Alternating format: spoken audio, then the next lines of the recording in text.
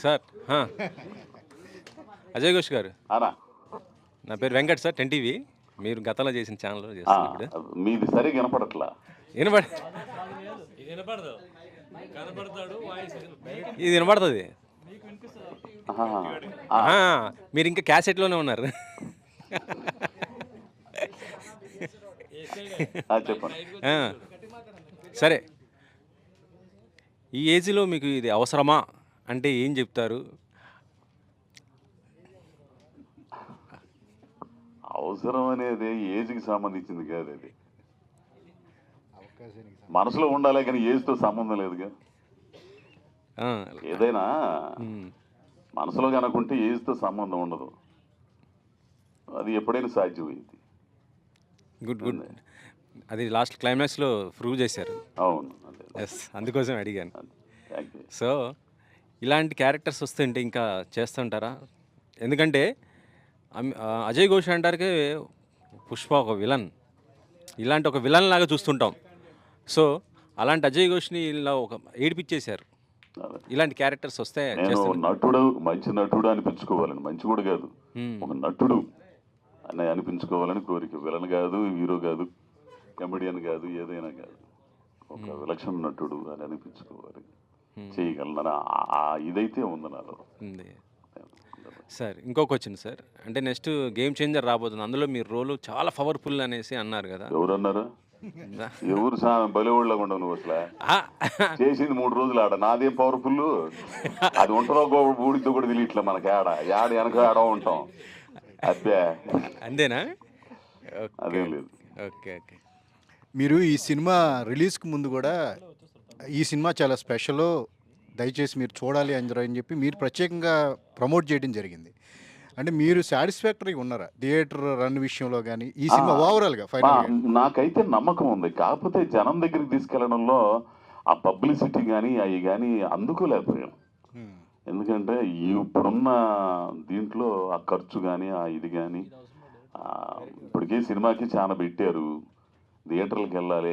ఆయన శివగారు అయితే, ప్రొడ్యూసర్ గారు అయితే ఎట్లయినా సరే జనం దగ్గర తీసుకెళ్ళాలి ఇది అనే దీంతోనే ఉన్నారు. ప్రతి ఒక్కరి జీవితాల్లో ఉంటాయి ఇవన్నీ కూడా అనేది అనుకున్నాం. ఆ ఉద్దేశంతోనే నేను అన్నిటికీ తెగించి నా నంబర్ కూడా ఇచ్చా, ఫోన్ నంబర్. సినిమా బాగాలేకపోతే ఫోన్ చేసి తిట్టండి అన్న. వీళ్ళందరూ కలిసి దాని ముందు మాట్లాడింది వెనక మాట్లాడింది తీసేసి తిట్టండి నా నంబరు, తిట్టండి నంబరు. ఏమని అర్థం ఉందో ఇది? ఏంది 5 గంటల దగ్గర నుంచి లేచి 2 గంటలు నాకు సాగు దొబ్బుతుంటే ఏం చెప్పాలి? ఆ దెబ్బతో నంబర్ మూసేయాల్సి వచ్చింది. సరే సినిమా చూశాడంటే ఈ ఫోన్ చేసిన వాళ్ళందరూ కనుక సినిమా చూస్తే ఈ స్పాట్కి డబ్బులు వచ్చాయి, ఇంకో సినిమా స్టార్ట్ చేసేవాళ్ళు. ఆడే ఆడే ఆడే ఆడే ఆడే హలో ఏడే మీరేనా ఏడే ఎవరు? అరే అబ్బాయి సినిమా చూసామంటే ఏ సినిమా అండి? ఇంకోడు నేను కూడా సినిమాలో రావాలని ఉందండి, ఏమన్నా చేస్తారా నాకు? ఒరే బాబు, నేను నంబర్ ఇచ్చింది ఇందుకు కాదురా నాయన, సినిమా చూసి చేయరా స్వామి, నీకు దండం పెడతానంటే. ఏ సినిమా అండి? Music shop. మ్యూజిక్ షాప్ మూర్తి చూస్తానండి. అది అంటే మ్యూజిక్ షాప్ మూర్తి సినిమా సంబంధించి ప్రమోషన్లో నేను మాట్లాడిన మాటలు ఏంది? సినిమా చూసి బాగా లేకపోతే ఫోన్ చేసి తిట్టండి అన్న. వాళ్ళేం పెట్టారు? తిట్టండి నంబరు, నన్ను తిట్టండి నంబరు, నన్ను తిట్టండి నంబరు. ఏమన్నా అర్థం ఉందా? అంత ఏది మూసేసుకున్నా ఏం చేస్తా, భరించలేక ఎంత. అరే చెప్పే లోపల ఇంకోటి వచ్చేస్తండే, వద్దులే నీకు దండం పెడతాయ్యా. అంటే ఇందాక అన్నారండి గేమ్ చేంజర్ గురించి అడిగినప్పుడు ఉంటుందో ఊడుద్దో తెలియదు అని. అంటే సినిమాల అవకాశాల విషయంలో జేబ్ సాటిస్ఫాక్షన్ ఉంటుంది కానీ జాబ్ సాటిస్ఫాక్షన్ తగ్గిందనిపిస్తుందా ఒక సీనియర్ ఆర్టిస్ట్గా మీకు అవకాశాల పరంగా కూడా? నేను కొన్ని సినిమాలు మాత్రం సాటిస్ఫై అవుతున్నానండి. చెప్పేది ఏముంది, ఇప్పుడు రంగస్థలం, పుష్ప, ఒక నన్ను మెయిన్ విలన్గా ఇంట్రడ్యూస్ అయిన గురువు గారు పూరి గారి జ్యోతిలక్ష్మి. ఆ తర్వాత చేయగలుగుతున్నాడు, అమ్మ చెయ్యాలా ఇదిరా అని కసి తీసుకొచ్చినాడు వివేకాత్రేయ. రేపు రాబోయే సరిపోదా శనివారంలో ఒక మంచి క్యారెక్టరు. నన్ను యూటిలైజ్ చేసుకో అంటే నన్ను అజయ్ ఘోష్లో ఇట్లా చూపించవచ్చు, ఇతను చేత చేయించవచ్చు అనుకునే వాళ్ళు కొద్ది మందిని మాత్రం కనపడుతున్నారండి. నేను వాళ్ళని తప్పట్టడం కాదు, కానీ మరి ఆలోచన మరి ఏందో నాకైతే తెలియదు. నేనైతే చేయడానికి రెడీగా ఉన్నానండి. ఏంది నాకు అవకాశాలు రావాలని కోరుకుంటున్నా, నన్ను నేను ఇంకా నిరూపించుకోవడానికి, పొద్దున పెట్టుకోవడానికి. డైరెక్టర్ శివ గారు, ఇందాక అజయ్ ఘోష్ గారు మాట్లాడుతూ తీసిందే మళ్ళీ మళ్ళీ తీస్తున్నాడు, విసిగిస్తున్నాడు అని అన్నారు. ఏంటండి, ఎందుకు అలా తీయాల్సి వచ్చింది? అంటే మీకు తెలిసిందే కదండి, నేను డెబ్యూ ఫస్ట్. సో ఆ ఇన్సెక్యూరిటీ అనేది ఉంటుందండి ఇనీషియల్గా. సో నిదానంగా పోను అది ఏమి దాని గురించి రండి, అదే చెప్తున్నా. డెబ్యూ వల్లనే కొంచెం 2-3 షాట్లు ఎక్కువ తీసి పెట్టుకుంటే మన ఎడిటింగ్లో కొంచెం చేసుకోవచ్చు అనే దాని గురించి అండి 100%. అది ఇప్పుడు ఏంటంటే ఈ సినిమా కంప్లీట్ అయ్యేసరికి అది ఎంతవరకు తీయాలి, ఏం తీయాలి అనేది ఫుల్ క్లారిటీ వచ్చేసిందండి. నెక్స్ట్ సినిమాకి అది రిపీట్ అవ్వకుండా చూసుకుంటున్నాను. అజయ్ ఘోష్ గారు, మైక్ తీసుకో. సార్, ఈ సినిమా మూర్తి మీ కెరీర్ ఎట్లా స్టార్ట్ అయిందో, ఇక్కడి నుంచి మీరు హైదరాబాద్ రావటం ఎలా స్టార్ట్ అయిందో, లైఫ్లో మీ నాటకాలు వేస్తూ గుంటూరు నుంచి అక్కడ అదేది ఒంగోలు నుంచి స్టార్ట్ అయింది మీ కెరీర్. అక్కడి నుంచి హైదరాబాద్ వచ్చిన తర్వాత టెలిఫోన్ బూత్లో పడుకోవటం, పంపు నీళ్ళ దగ్గర స్నానాలు చేయటం, ఇట్లా ఇక్కడ కాదు. ఎట్లా అనిపించింది మీ లైఫ్కి ఆ సినిమాకి రిలేటెడ్ అనిపించిందా ఎప్పుడన్నా? అనిపించిందండి. చాలా చాలా సంఘటనలు మామూలు కాదు. నిజంగా ఈ మన రఘు, మాటివి రఘు ఉన్నాడు కదా, అతను నాకు చాలా ఇదిగా ఉండేవాడు. ఇక్కడ వాళ్ళది చిన్న అన్నగారిది ఎస్టీడీ బూత్ ఒకటి ఉండేది అక్కడ, మన ఆ సందులో యూసుఫ్ కూడా ఉంది కదా, యూసుఫ్ కూడా కాదు, ఎల్లారెడ్డి కూడా ఆ సందులో ఉండేవాడు. 11-12 గంటల దాకా మూసేసేవాళ్ళు. ఆ చిన్న దాంట్లో పడుకునేవాడిని. తెల్లారుజామున లేచిపోయి ఆ పంపు దగ్గర నీళ్లు పోసుకునేవాడిని. ఇట్లా చాలా, అంటే ప్రతి ఒక్కరి జీవితంలో ఉండేయండి. గొప్ప చిరంజీవి గారు, మోహన్ బాబు గారు, ఇట్లాంటి పెద్ద పెద్ద ఆర్టిస్టుల జీవితాల్లోనే ఎన్నో కష్టాలు, ఎన్నో ఇది ఉన్నాయి. మన ఒక ఇంటర్వ్యూలో మన చిరంజీవి గారు సబ్బుని ముక్కలన్నిటినీ కలుపుకొని ఒక ముద్ద చేసుకొని స్నానం చేసేవారు.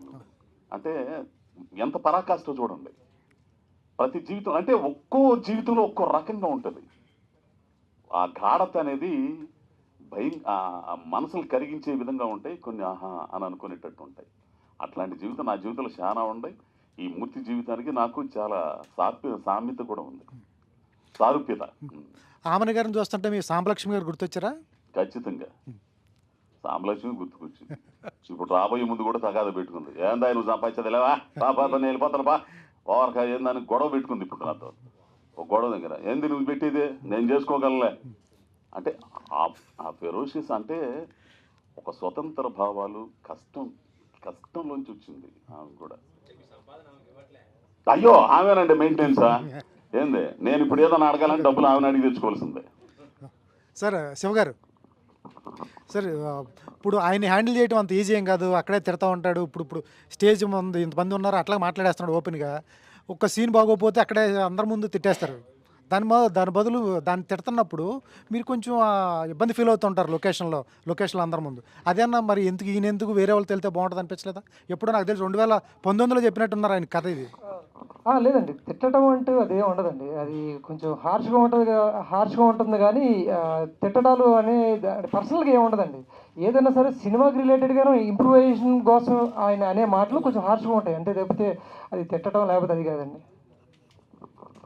నేను బూత్ తిట్టడాలు గిద్దెట్టాలు అట్లాంటివి ఉండవు. నేను ఖచ్చితంగా ఉన్నట్టు మాట్లాడతాను. అంటే కొద్ది గొప్ప సినిమా గురించి ఎంతో కొంత అనుభవం ఉందిగా. పడతా ఉండవు. ఎంతో మంది దగ్గర చేసాము, చూస్తాను సినిమాలు. ఒరే స్వామి, అది ఇది కాదురా స్వామి, ఎందుకు వచ్చిన గొడవలు, టైం వేస్ట్, బొక్క. మళ్ళీ నిర్మాతకు కూడా బొక్కాక నువ్వు తీసింది మళ్ళీ 12 గంటలకు తీసి ఎందుకురా స్వామి అని నేను అడుగుతా. ఎవడైనా అడుగుతా. ఇప్పుడు ఆ షార్ట్ పడదని సంగతి పక్క పోయి కెమెరామన్ షార్ట్ పడతా ఎందుకు అనవసరంగా అని చెబుతుంటాడు. అయినా కానీ ఎండో ఏంది అది దాని దగ్గర నేను గొడవ పడుతుంటా, అరే బాబు వద్దురా బాబు అని. అంతేగాని నేను తిట్టినా, నేను మాట్లాడినా, నేను ఇది చేసిన అవతలోళ్ళు దాన్ని తీసుకునే విధానం నాకు తెలుసుంటేనే అవతలోళ్ళు కొంచెం అంచనా వేస్తాను నేను. ఈడు ఎదురు తిరిగి ఏందా బొమ్మకో నువ్వేందే అని అన్నాడు అనుకో, మనం ఇది తీసి ఎక్కడ పెట్టుకోలేకను ఏంది. అట్లాంటి వాడు కాదని తెలిస్తేనే చెబుతాం. అది అయ్యా. చాందిని గారు నా వైపు చూసి చాందిని చౌదరి తెలుగు తెరకి తెలుగు అమ్మాయి పరిచయం అయ్యారు. కలర్ ఫోటోలో మీరు మీ అద్భుత నటన చూసి ఎక్కడో ఉంటారు అనుకున్నాం. తెలుగు నిర్మాతలు మిమ్మల్ని ప్రోత్సహించట్లేదా? తెలుగు సినిమా ఆఫర్స్ రావట్లేదా? ఏంటి వెనకబాటుతనం?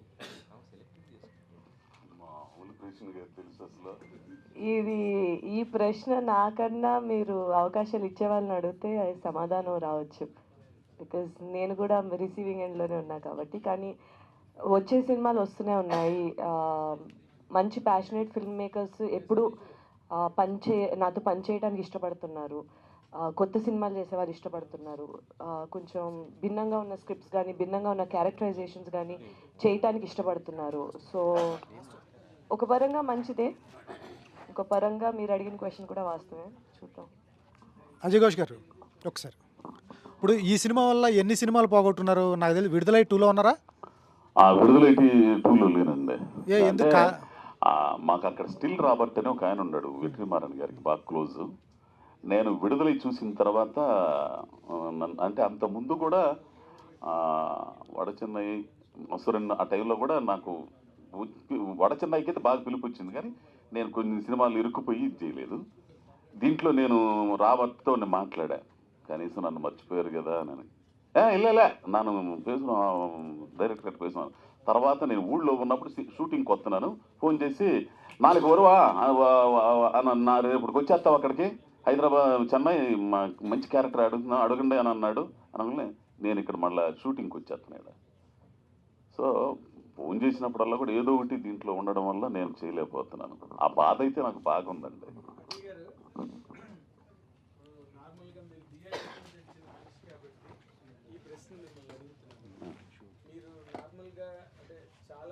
స్ట్రగుల్ అయ్యే పొజిషన్ నుంచి ఈ రోజు ఇంత రేంజ్కి రీచ్ అయ్యారు.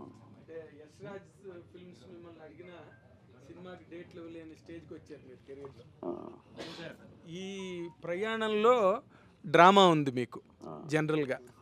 ఇప్పుడు మీరు అక్కడి నుంచి ఈ స్టేజ్కి వచ్చేసిన దాంట్లో కనుక మీ మీద ఒక పిక్చర్ కనుక ప్లాన్ చేస్తే అదే డ్రామా ఉండే పరిస్థితులు ఉన్నాయా మీ కెరీర్లో, లేకపోతే అంత సాఫీగా వెళ్ళిపోయిందా? అట్లాంటివి చాలా ఉండేవి స్వామి, చాలా ఉండేవి. మీరు చెప్పిన కథ బాగుంది. ఒకడు పెద్ద నటుడు వాళ్ళకి వచ్చినోడు ఆడు డేట్లు కూడా ఇవ్వలేని పరిస్థితికి ఎగిదితే మామూలుగా యశ్రాజ్ ఫిల్మ్స్ అంటే అప్పుడు నాకు ఫోన్ చేసి వాళ్ళు ఏమైనా స్క్రిప్ట్ గిఫ్ట్ కూడా పంపించారు. మనకేమైనా హిందీ మీద పట్టు లేదు. ఏంది పట్టు లేకపోతే భాష మీద తెలియకపోతే ఆ భావం పలకడం కష్టం అవుతుంది, చాలా ఇబ్బంది అవుతుంటది. మనం చూస్తుంటాం మన సినిమాలో హిందీ వాళ్ళని తీసుకొచ్చాడు పెట్టి వాడు ఏది మాట్లాడుతాడో కట్టర్ మీద రాసి ఈ చాలా జరిగినాయి ఇక్కడ.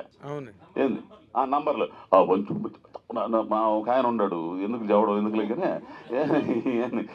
ఏంది. సో నాకు భాష మీద పట్టు లేకపోతే నేను చేయనండి. మలయాళంలో అవకాశం వచ్చింది, ఆఫ్టర్ పుష్ప అన్ని భాషలు ఇచ్చారండి. యశ్రాజ్ గారికి సంబంధించి దాన్ని అడిగితే నేను ఆ స్క్రిప్ట్ కూడా ఏదో కొంచెం హిందీ కొంచెం తేడాగా ఉంది, ఇంకా ప్రయత్నం చేసి ఇంకోసారి పంపండి వీడియోలు అంటే నాకు కుదరదులేండి, ఇప్పుడు నేను చాలా బిజీగా ఉన్నానని చెప్పాను నేను. అదే నేను అడిగిన క్వశ్చన్కి సమాధానం కాదు ఇది. అంటే నార్మల్గా ఇప్పుడు మీరు ఆర్టిస్ట్గా సక్సెస్ అయ్యి ఒక రోజు ఒక ఇమేజ్ ఏదో ఒక మార్క్ వచ్చిన తర్వాత ఈ రోజున మీరు ఈ స్టేజ్కి వచ్చారు కదా, డేట్స్ ఇవ్వలేని ఫర్ ఎనీ రీజన్, హిందీ రాకపోవచ్చు, ఇంకోటి కావచ్చు. ఈ మధ్య ఈ పీరియడ్లో ఈ సినిమాలో ఉన్న ఇలాగే మీ సినిమా తీస్తే ఈ నాటకీయత పండే సందర్భాలు ఉన్నాయా? మీ ఖచ్చితంగా పండిద్దండి. మంచి కథ బాగా చెప్పారు, పాయింట్ మీరే చేయండి కథ, నేను చేస్తాను. తర్వాత ఈ సినిమా క్యారెక్టర్ చేయడం అంత సులభం కాదండి, ఎందుకంటే ఇది ఒక బయోపిక్ క్యారెక్టర్ లాంటి క్యారెక్టర్. ఇది అవును, అందరి జీవితాలకు సంబంధించి ఒక బయోపిక్ క్యారెక్టర్. అది ఎవరిదైనా కావచ్చు. మీరు ఇందాక అన్నట్టుగా అందరి జీవితాల్లోని ఆ సందర్భాలు ఉంటాయి స్ట్రగుల్ పీరియడ్లో. కానీ అసలు నార్మల్గా ఈ క్యారెక్టర్ని మీరు ఇంత బాగా చాలా న్యాచురల్గా ఎక్కడ యాక్ట్ చేస్తున్నారు అనిపించకుండా చేశారు. దీనికి మీకు ఏమైనా ఇన్స్పిరేషన్ ఉందండి? అంటే ఆ పెర్ఫార్మెన్స్కి మీరు ఎవరినైనా ఇన్స్పిరేషన్ తీసుకున్నారా, కేవలం ఇట్ ఈస్ యువర్ ఓన్ అండి? ఎవరిని ఇన్స్పిరేషన్ లేదంటే జీవితమే. జీవితంలో అనుభవాల తాలూకు నేను అనుభవించిన ఇవన్నీ కూడా నాకు ఒక్కొక్కసారి అన్ని తెలుస్తూ ఉంటాయి. అంటే ఆ క్యారెక్టర్ అంతా నా జీవితమేనండి. జీవితంలో అట్లాంటివి చాలా చేసి ఇంతకంటే దారుణం ఈయనండి ఓ టైంలో. అదేలేండి.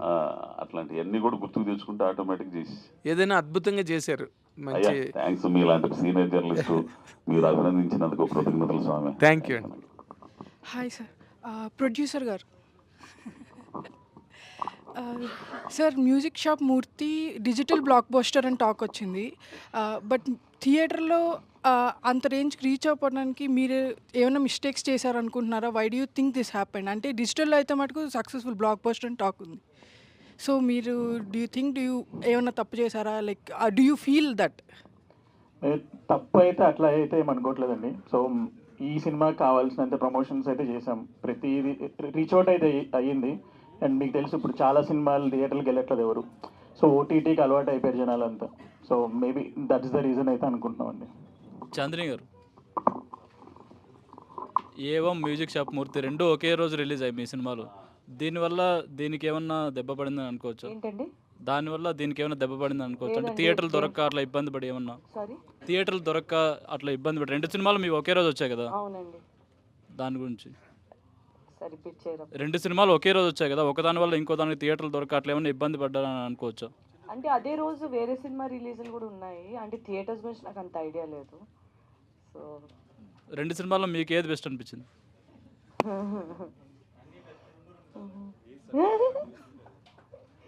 అంటే 2 డిఫరెంట్ జానరస్. అది ఒక క్రైమ్ థ్రిల్లర్ లాంటిది, ఇది ఒక ఇమోషనల్ ఫ్యామిలీ డ్రామా. 2 కంపేర్ చేయలేమండి. అంటే ఏ సినిమాకి ఎక్కువ మీకు ప్రశంసలు వచ్చాయని? ఎక్కువ ప్రశంసలా? రెండికి అంటే అది ఎందుకంటే అది కంప్లీట్లీ ఒక డిఫరెంట్ కైండ్ ఆఫ్ క్యారెక్టరైజేషన్, ఇది కంప్లీట్ డిఫరెంట్ క్యారెక్టరైజేషన్. దేనికి రావాల్సింది ఆ ఒక ఏమంటారు అప్రిసియేషన్, అటెన్షన్, దేనికి రావాల్సింది అది వచ్చింది. All the best. Thank you. Amit, చాలా రోజుల తర్వాత అంటే రంగస్థలం చేశారు కదా, మంచి రోల్ మీకు. ఆ తర్వాత మళ్ళీ ఇదేనా? కాదండి, వకీల్ సాబ్ చేశాను. Vakeel Saab, yes yes yes, Vakeel Saab చేశాను, ధమ్కీ చేశాను. ఏది? వకీల్ సాబ్ చేశాను. వకీల్ సాబ్. దాని తర్వాత ధమ్కీ చేశాను. దమ్కి. హర్ అని చెప్పి ఒక సినిమా చేశాను, కొత్త డైరెక్టర్. ఇది ఇంకా 2 ఉన్నాయి రిలీజ్కి. ఏమేమి ఉన్నాయి నెక్స్ట్?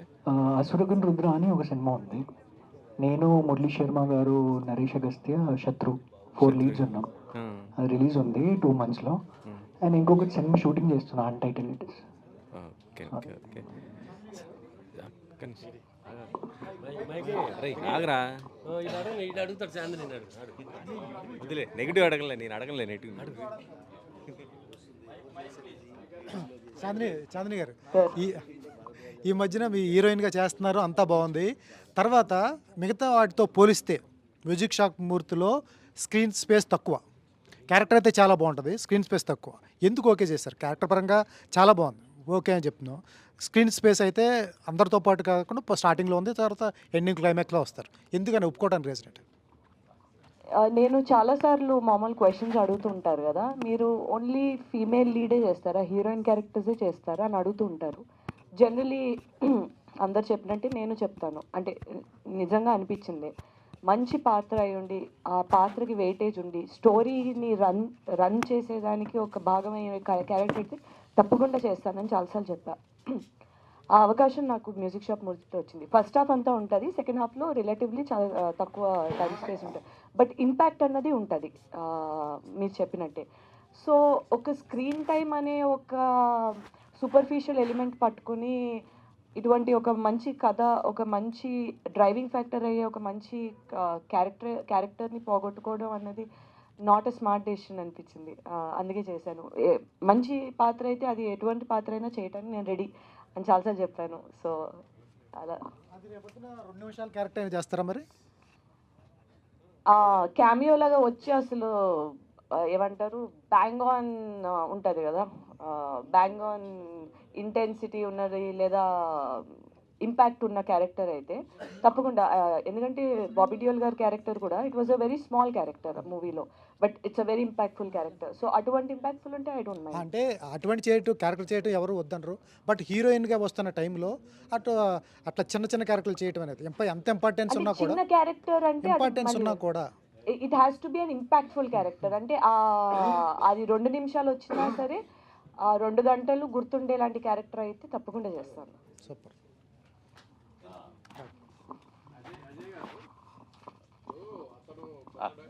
కొత్త డైరెక్టర్, కొత్త ప్రొడ్యూసర్, అంత ఇంత అనుభవం ఉంది. జనరల్గా మీలాంటి ఆర్టిస్టులు కొత్త వాళ్ళను ఎంకరేజ్ చేయరు. ఒకటి ఇట్లాంటి స్టోరీ తీసుకొస్తే అసలు విని కూడా నచ్చలేదని చెప్తారు. మీరు ఎందుకు ఒప్పుకున్నారు? అబ్బాయి ముందర ఫస్ట్ ఆఫ్ ఆల్ నేను ఎవరు నా మాట అన్నయ్యా నాయన ఎందుకు వచ్చిన కూడా నేను ఫస్ట్లో చెప్పా, నేను ఈ కథ అన్న తర్వాత ఎవరు స్వామి నాతో ఏంద్రయ్యా ఇదంతా నువ్వు లేనిపోయిన వారం చాలామంది ఉండరు కదంటేను, లేదండి మీరైతేనే బాగుంటుంది అన్నాడు. సర్లే చూద్దాంలో కొంచెం పుష్ప ఈ వారం ఉంది తర్వాత చూద్దాంలే అన్న. వెళ్ళిపోతాడు సర్దుకుని వెళ్తాడులే అనుకున్నా. తర్వాత సంవత్సరం తర్వాత వచ్చాడు మళ్ళా. వచ్చి ఏమంటే చేద్దాం ఊరిని ఏమో ఇచ్చిపెట్టేటట్లేడు అని చెప్పేసి మళ్ళీ ఇంకోసారి చెప్పు అన్న. చెప్పిన తర్వాత సరే చేద్దాం, నీకు నమ్మకం ఉందా? నా మీద నమ్మకం ఉంది, ఓకే కానీ పదా అని అట్ట అయిపోయింది అనమాట. ఇంకోటి నేను ఎవరి కథ చెబుతానన్నా కానీ వద్దురా స్వామి నాథ అని నేను అన్నయ్యవు, నేను ఆ మాట అన్నాను. అదే అదే అదే అవునవునవును. చాందిని గారు హాయ్.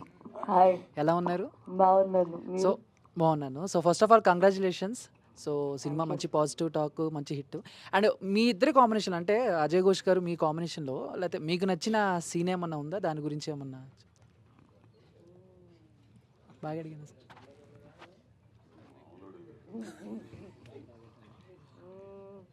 నాకు నాకు స్టార్టింగ్ చెప్తారు కదా,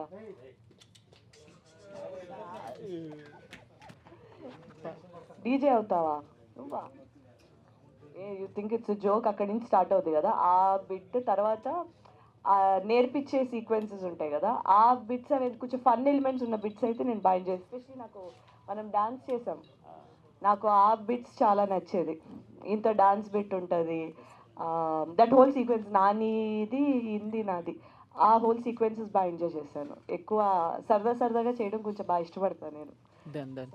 అజయ్ ఘోష్ గారు అంటే మనం ఏదైనా ఒక క్యారెక్టర్ ప్లే చేసినా, ఒక సినిమా చేసినా, ఆ క్యారెక్టర్ నుంచో ఆ సినిమా నుంచో మనకి ఏదో ఒక కొత్త అలవాటు ఏదో ఒకటి అవుతూ ఉంటుంది, లేకపోతే ఏదో ఒకటి నేర్చుకుంటాం కదా. సో అలా మ్యూజిక్ షాప్ మూర్తి నుంచి మీకు ఏమైనా కొత్త అలవాటు అయిందా, లేదా ఏమైనా నేర్చుకున్నారా ఏంటి? నేను డీజే అయితే నా వల్ల కాదు స్వామి. ఏంది మ్యూజిక్ నేను ఇప్పుడు పోయి పెద్ద దానిలో ఈ తిప్పి అంత టైం ఉంది, ఓపిక నాకు తీరిక ఓపిక లేవు, రెండు లేవు. ఏంది కాకపోతే ఏంటంటే సాధ్యం కాకపోవడం అనేది లేదు. నేర్చుకోవాలనుకుంటే ఇప్పటికేం నేర్చుకోవచ్చు. అయితే నాకు ఈ సినిమా ద్వారా నేనేమో కొత్తగా నేర్చుకున్నాను ఏంటంటే అజయ్ ఘోష్ గారు చెప్పారా? ఏమో నేర్చుకుంది ఏంటంటే ఎప్పుడు చెప్పేది అందరూ ఏంది విషయం ఉంటే జనం ఆదరిస్తారు అనేది తెలుసుకున్నాను. అజయ్ ఘోష్ గారు చెప్పిన ముఖ్యంగా సీన్ పోలీస్ స్టేషన్లో వచ్చే సీన్ ఒకటి ఉంది, చాలా బాగుంది. చాలా దాన్ని చూసి మీ ఫ్రెండ్ ఎవరు రావిశెట్టి సాంబయ్య ఏడ్చాడంట, ఎవరో చెప్పారు. సాంబశివరావు, రవిశెట్టి సాంబశివరావు అని. ఆ స్టోరీ ఏంటి అది? ఇప్పుడు ఈయన ఫస్ట్ అయిపోయిన తర్వాత ఇంకా మ్యూజిక్ ఏమి ఇలా ఇంటికి వచ్చి ల్యాప్టాప్ ఆన్ చేసి నేను మళ్ళీ వస్తానండి అని చెప్పి ఆన్ చేసి వెళ్ళిపోయాడు. చిన్న పన్నెండు వచ్చారు, ఊరి నుంచి 4 వచ్చారు. వస్తే మొత్తం కూర్చున్నాం, నేను చూస్తుంటే వీళ్ళందరూ వెనక కూర్చున్నారు. ఆ పోలీస్ స్టేషన్ సీను ఇవన్నీ అయిపోయినాయి. ఇదంతా అయిపోయిన తర్వాత ఆడు మహా కరుకొట్టుకుంటాడు సాంబశివరావు అనేవాడు. ఏంది అతను కూడా డైరెక్షన్ 2-3 సినిమాలు చేశాడు. ఏడుస్తున్నాడు. ఏంది సాంబశివరావు అంటే, ఏందన్నా ఆ సినిమా ఏందన్నా అంటున్నాడు.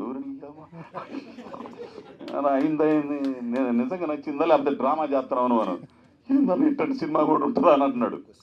అట్లా ఆ సినిమా వెనక అది సాంబశివరావు కథ. అది అన్నా నువ్వు వెట్రిమారను, సుకుమారు, మారుతి గారు పెద్ద డైరెక్టర్లు చేసావు. ఆయన శివగారికి ఎటువంటి అనుభవం లేదు, డిస్ట్రిబ్యూటర్ ఫస్ట్ ఆఫ్ ఆల్.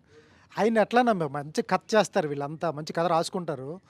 కథ రాసుకున్నా కూడా ఎగ్జిబిషన్ టైంలో చాలా ఇబ్బందులు పడుతూ ఉంటారు. అదే మీరు చెప్పినట్టు కింద నుంచి పెట్టడం, పైనుంచి పెట్టడం, నానా ఇబ్బందులు పడుతూ ఉంటారు. ఇవన్నీ ఎలా నమ్మావు? ఎందుకంటే ఇది భలే పాయింట్ అబ్బాయి. ఎవరన్నా కథ చెప్పడానికి వచ్చేటప్పుడు ఆ చెప్పే విధానం ఆ మనిషిని కరెక్ట్గా అంచనా ఇస్తే విషయం ఉన్నోడా లేదని తెలిసిపోయింది. చోచోకి వెళ్తున్నాడా లేకపోతే లోతుగా వెళ్తున్నాడా అని తెలిసిపోయింది. ఆ అంచనా కొద్దిగా పోయగల ఇది కొంచెం నాకు ఉంది. ఎవడు చెప్పినా కథలు కొత్త కుర్రోళ్ళు ఎవడు చెప్పిన ఎవడి దగ్గర ఏ టాలెంట్ ఉంటుందో ఎవడు చెప్పలేడు, తెలిసినా ఎవడు చెప్పలేడు. సో ఖచ్చితంగా కొత్త కుర్రోళ్ళు ఎవడు కథ చెప్పినా నేను ఇప్పుడు వింటానంటాను. నేను ఏమంటే మీకు అంటే బలివుడి స్వామి ఆఫీస్ అడ్రస్ నేను వచ్చేస్తానంట. లేదండి మీరు ఎక్కడుంటారు చెప్పండి సార్. వద్దు, నువ్వు నా ఉన్న చోటకు వద్దు, నేనే వస్తా.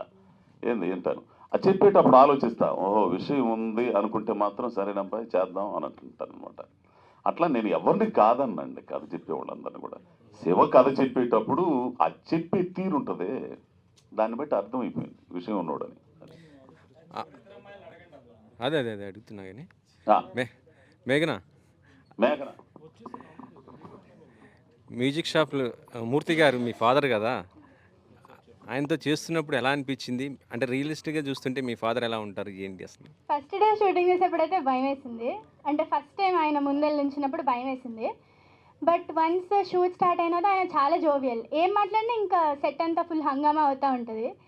అండ్ సెట్లో ఏమన్నా మేము ఫుల్ ఫ్రెష్గా మార్నింగ్ రెడీ అయ్యి వచ్చేవాళ్ళం అన్నమాట సెట్లోకి. న్యాచురల్గా ఉండాలని ఆయన పక్క నుంచోబెట్టి గ్లిజరింగ్ చూపించేవాళ్ళు ఇద్దరికి, ఇంకా డల్గా ఉండాలని. అలాంటివి ఫస్ట్లో భయపడ్డా, బట్ ఎండింగ్కి వచ్చేసరికి ఆయన నుంచి చాలా నేర్చుకున్నా. సెట్లో ఎలా జోవియల్గా ఉండాలి, ఎలా న్యాచురల్గా యాక్ట్ చేయాలి, ఇవన్నీ ఆయన నుంచి నేర్చుకున్నా. Okay okay. మీకు ఎలా అనిపించింది? అంటే మీ లాస్ట్ క్లైమాక్స్లో మీ ఇద్దరు క్యారెక్టర్సే అసలు నిజంగా ఏడ్పించేశారు. మీ అజయ్ ఘోష్ గారితో రొట్టెలు చేయటం అవన్నీ ఎట్లా ఉంది?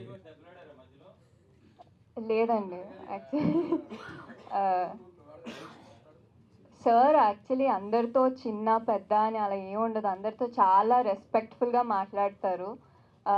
ఆమని మ్యామ్తో సీన్ చేస్తున్నప్పుడు ఎలాగైతే ఉంటారో మాతో సీన్ చేస్తున్నప్పుడు కూడా అలాగే ఉంటారు. మమ్మల్ని యాక్చువల్లీ చాలా కంఫర్టబుల్గా ఫీల్ అయ్యేలా చేశారు. చేయగలరు చేయండి అని చెప్పి చేయించేవాళ్ళు. మ్యాగీ చెప్పినప్పుడు ఫస్ట్ అంటే మేము వెళ్ళగానే అందరు పెద్ద పెద్ద ఆర్టిస్టులు ఉన్నారు అనమాట. కొంచెం భయం వేసింది, బట్ ఆ డే ఎండ్ అయ్యేసరికి ఎవ్వరు మమ్మల్ని అలా ఫీల్ అయ్యేలా చేయలేదండి.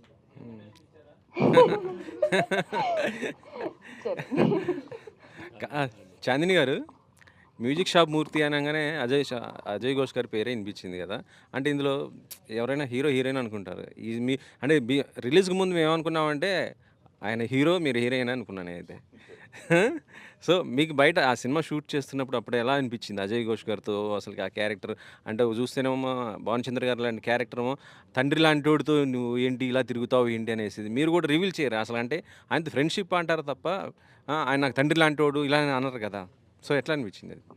సో ఒక కీ మూమెంట్ ఉంటుంది. ఇంటికి వచ్చిన తర్వాత భానుచంద్ర గారు అడుగుతారు, ఏంటి అసలు మీరిద్దరు ఏంటి, మీ ఇద్దరి మధ్య ఏంటి ఇదంతా, బైకుల మీద తిరుగుతున్నారు ఇది అది అంటే, ఫ్రెండ్షిప్ అంటే ఏంటి ఆ వయసుతో ఫ్రెండ్షిప్ ఇదే అంటారు. తర్వాత ఒక డైలాగ్ అంటాను, అడుగుతున్నావు కదా చెప్తున్నా, ఒక స్టూడెంట్ అండ్ టీచర్ రిలేషన్షిప్ అంటారు. సో ఈ ఒక 50 and 25, సో ఈ ఏజ్ గ్రూప్లో ఉన్న వాళ్ళ ఒక friendship it is very rare and it's also very pure. ఆ టైంలోని గురు శిష్యులు ఒకది అంటే ఎలా అంటే పెద్ద వయసు ఉన్న వాళ్ళు గురువులు ఉంటారు, చిన్న వయసు ఉన్న శిష్యులు ఉంటారు. ఇది రివర్స్లోని పెట్టి ఆ ఒక ఫ్రెండ్షిప్ ఎంతో న్యాచురల్గా ఎంతో ఆర్గానిక్గా చాలా బాగా రాశారనిపించింది నాకు శివగారు. So I was really looking forward అనమాట. ఎందుకంటే నాకు కూడా ఫస్ట్ టైం కదా ఇటువంటి ఒక కాన్సెప్ట్, ఇటువంటి ఒక ఒడిసే ఆ కెమిస్ట్రీ అది డెవలప్ చేయడం అదంతా కొంచెం నాకు కూడా కొత్త కాబట్టి ఐ వాజ్ ఎక్సైటెడ్. ఇది ఎలా చేయగలం, ఎందుకంటే ప్రతిసారి ఒక కొత్తగా ఏదైనా చేద్దాం అనుకుంటూ ఉంటాం. సో ఇది కొత్తగా ఎలా చేయొచ్చు అని. అండ్ మీరు అబ్జర్వ్ చేస్తే నేను ఇప్పుడు ఈ మధ్య చేస్తున్న సినిమాలు కూడా ఎక్కువ రొమాంటిక్ యాంగిల్ ఉండట్లేదు. మీరు గామిలో కానీ వేరే చూస్తున్నా రొమాంటిక్ యాంగిల్ తక్కువ ఉన్నవే చూస్తున్నా. ఎందుకంటే ఓకే అది ఉంది ఎలాగో ఉంది, బట్ అది కాకుండా కూడా ఒక యాక్టర్స్ కింద ఒక డిఫరెంట్ కైండ్స్ ఆఫ్ రిలేషన్షిప్స్ కానీ కెమిస్ట్రీస్ కానీ ఎలా పండించవచ్చు స్క్రీన్ మీద, not just romantic, other kinds of chemistries ఉంటాయి, అవి ఎలా పండించవచ్చు అనే ఒక అవకాశం కూడా దొరుకుతుంది ఎక్స్ప్లోర్ చేయడానికి. So it was a new experience. నాకు చాలా మంచిగా అనిపించింది చేసిందంతా. అంటే ఇప్పుడు నెక్స్ట్ బాలకృష్ణ గారితో చేస్తున్నారు కదా, ఎలాంటి క్యారెక్టర్ ఏంటి మీది అసలుకి? ఇప్పుడు చెప్పలేనండి. సరే, ఆయనతో వర్కింగ్ అమేజింగ్ అండి. బాలకృష్ణ గారితో వర్క్ చేయడం చాలా మంచి ఎక్స్పీరియన్స్. ఆయన he so friendly, so sweet. ఆయన సెట్ మీద ప్రాంక్స్ అది చేస్తారు. నేను ఆయన కలిపి we did pranks and all of that. చాలా ఫ్రెండ్లీగా ఉంటారు. ఎక్కడ అసలు ఒక అంత సీనియర్ యాక్టర్తో వర్క్ చేస్తున్నామా ఏం ఉండదు. He makes you feel very comfortable. And every day morning సెట్కి వస్తే అసలు క్యారవాన్కి వెళ్ళాలనిపించదు. అలాగే అక్కడే కూర్చొని సరదాగా ద హోల్ టీమ్, బాబీ గారు కానీ, మా డిఓపి విజయ్ గారు, everything it's a fantastic team to work with. చాలా మంచిగా అనిపిస్తుంది అటువంటి ఒక టీమ్. ఇంపార్టెంట్ రోలేనా మీది? మంచి రోలేనా? డెఫినెట్లీ. అవునా? అజయ్ ఘోష్ గారు సార్, సినిమాలో మీరు మీ ఏజ్ ఎంత అంటే 50 అంటారు. 52 నిజమేనా? లేకపోతే ఇప్పుడు నా వయసా తక్కువ ఎక్కువ? ఇప్పుడా నాది 59 రన్నింగ్. 59. చాలా యాక్టివ్ అసలు చేస్తున్నారు సార్. అన్న, ఇద్దరికి డ్యూయట్ పెట్టాలనే ఆలోచన డైరెక్టర్ గారికి ఎప్పుడైనా వచ్చిందా? ఇక నా భానుచంద్ర కలగనాలా మన ఇద్దరికి డ్యూయట్. ఫుల్ సాంగ్స్ చెప్పండి.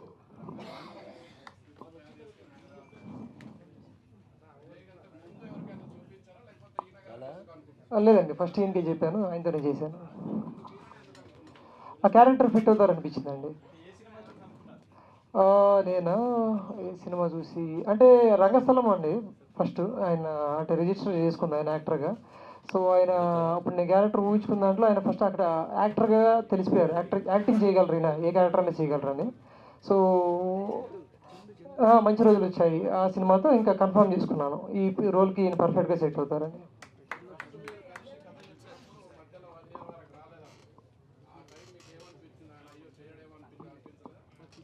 లేదండి, అదేం లేదు. అంటే కోవిడ్ టైంలో కొంచెం అంతా గందరగోళంగానే ఉంది. మనకు అంత టైం కూడా లేదు ఆలోచించుకునే టైము. సో మళ్ళీ కోవిడ్ అంతా సెటిల్ అయింది, మళ్ళీ వెళ్ళి కలవడం జరిగింది, ఒప్పుకున్నారండి. షో గారు, చెప్పండి. కంగ్రాచులేషన్స్ అండి. థ్యాంక్ యూ అండి. సో ఈ సినిమా ఇంత పెద్ద హిట్ అయింది అండ్ మంచి రెస్పాన్స్ వస్తుంది. సో దీని తర్వాత ప్రాజెక్టులు ఏమైనా వచ్చాయన్నా? ఏమైనా ప్రొడక్షన్ హౌస్ నుంచి కాల్స్ వచ్చాయి మీకు? వచ్చాయండి, బట్ యాజ్ ఆఫ్ నౌ అయితే నేను ఇంకా రైటింగ్ స్టేజ్లోనే ఉన్నాను. సో నెక్స్ట్ అనేది తర్వాత. All the best. Thank you అండి.